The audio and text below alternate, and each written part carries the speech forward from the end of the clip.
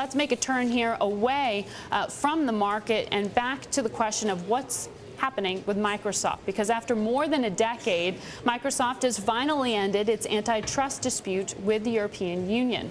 The company, as we told you, will now give Windows users a so-called choice screen, which gives options to use rival browsers other than their own.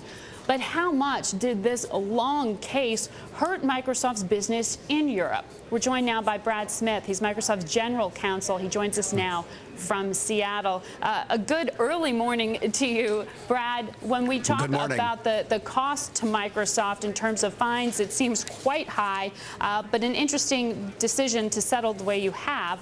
How much has this hurt business? I think it's been a long-running set of issues in Europe. Today represents an important milestone that we have been working towards for a long time, so we're pleased to reach this day.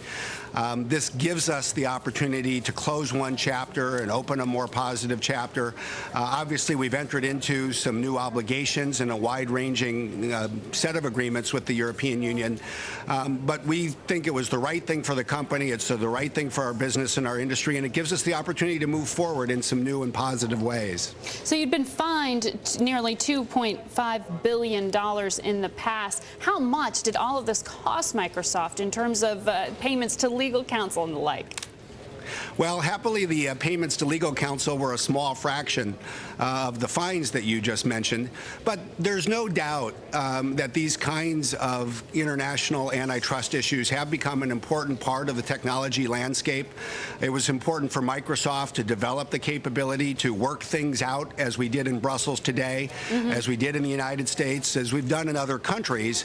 It enables us to now move forward not only with a more positive relationship in Europe, but enable our engineers to do what they do best, which is really focus on the development of new products. So how do you avoid this same situation happening again in the EU?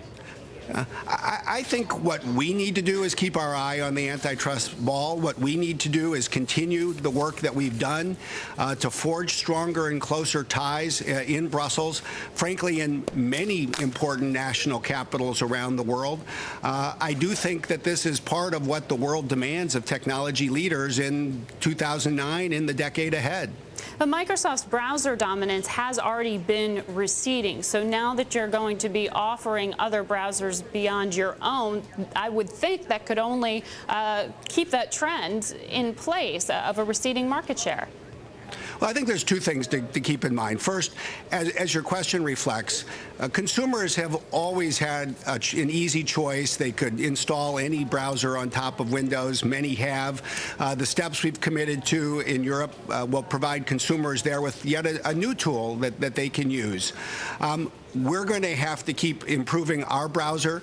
We're excited about the innovations in Internet Explorer version 8. We're focused now on developing version 9. We're going to need to invest in marketing. It's a competitive market, and we're going to need to do a good job competing in an appropriate way, but with a lot of energy. All right. Thank you so much, Brad Smith, General Counsel from Microsoft.